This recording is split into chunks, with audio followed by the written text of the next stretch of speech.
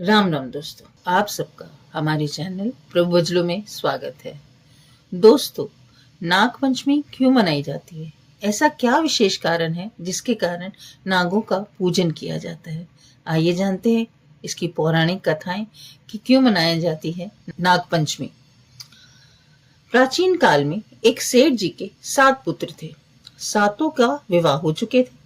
सबसे छोटे पुत्र की पत्नी श्रेष्ठ चरित्र और विदुषी और सुशील थी, परंतु उसका कोई भाई नहीं था। एक दिन बड़ी बहू ने घर लीपने को पीली मिट्टी लाने के लिए सभी बहुओं के साथ चलने को कहा, तो सभी धलिया और खुरपी लेकर मिट्टी खोदने लगी। तभी वहां एक सर्प निकला, जिसे बड़ी बहू खुरपी से मारने लगी। ये देखकर छोटी बहू ने उसे रोकते हुए कहा, मत मारो इसे, ये बेचारा निरपराध है। ये सुनकर बड़ी बहू ने उसे नहीं मारा। तब सर्प एक ओर जा बैठा।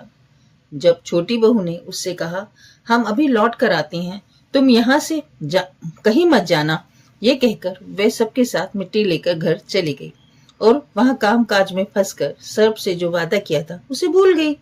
उसे दूसरे दिन ये बात याद आई और सबको साथ लेकर वहां पहुंची और सर्प को उस स्थान पर बैठा देखकर बोली, सर्प भैया नमस्कार। सर्प ने कहा, तू भैया कह चुकी है, इसलिए तुझे मैं छूट देता हूं, नहीं तो झूठी बात कहने के कारण तुझे मैं अभी डस लेता। वह बोली, भैया मुझसे भूल हो गई, उसकी क्षमा मांगती हूँ।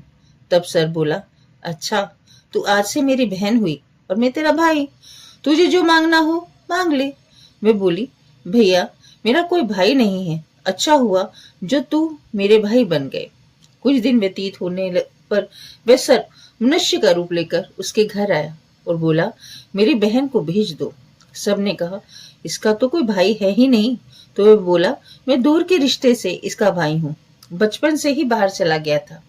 उसके विश्वास दिलाने पर घर के लोगों ने छोटी को उसके साथ भेज दिया। उसने मार्ग में बताया, मैं वही सर्प हूँ, इसलिए तू डरना नहीं, जहां चलने से कठिनाई हो वहां मेरी पूंछ पकड़ लेना। उसने कही अनुसार ही किया। इस प्रकार वो उसके घर पहुंच गई। वहां के धन ऐश्वर्य को देखकर वो चकित हो गई। एक दिन सर्प की माता ने उससे कहा, मैं एक काम से बाहर जा रही हूँ, तो अपने भाई को ठंडा दूध पिला देना।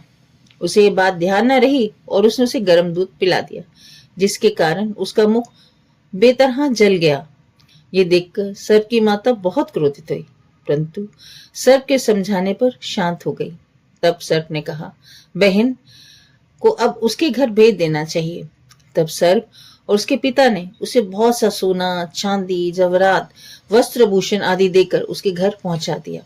इतना सारा धन देखकर बड़ी बहू ने ईर्ष्या से कहा, भाई तो बड़ा धनवान है, तुझे तो उससे और भी धन लाना चाहिए था।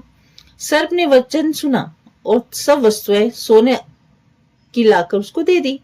ये देखकर बड़ी बहू ने कहा, इन्हें झाड़ने के लिए झाड़ू भी सोने का होना चाहिए ना।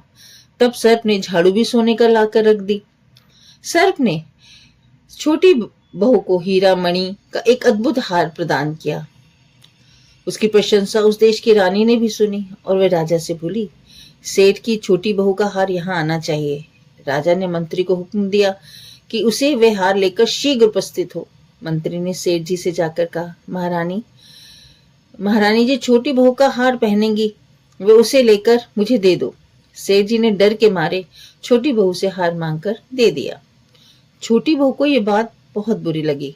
उसने अपने सर्प भाई को याद किया और रानी की प्रार्थना भी की, भैया रानी ने हार छीन लिया, तुम ऐसा कुछ करो कि जब वह हार उसके गले में रहे तब तक के लिए सर्प बन जाए और जब मुझे लौटा दे तब हीरो और मणियों का हो जाए।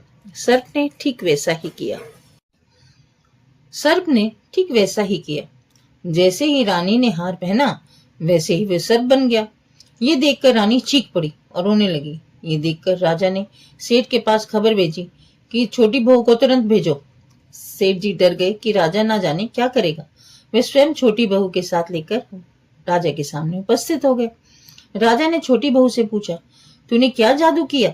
मैं तुझे दंड दूंगा। छोटी बहू बोली, राजन धृष्टा क्षमा कीजिए, यह हार ऐसा ही है, मेरे गले में हीरों और मणियों का रहता है और दूसरे गले में सर्प बन जाता है।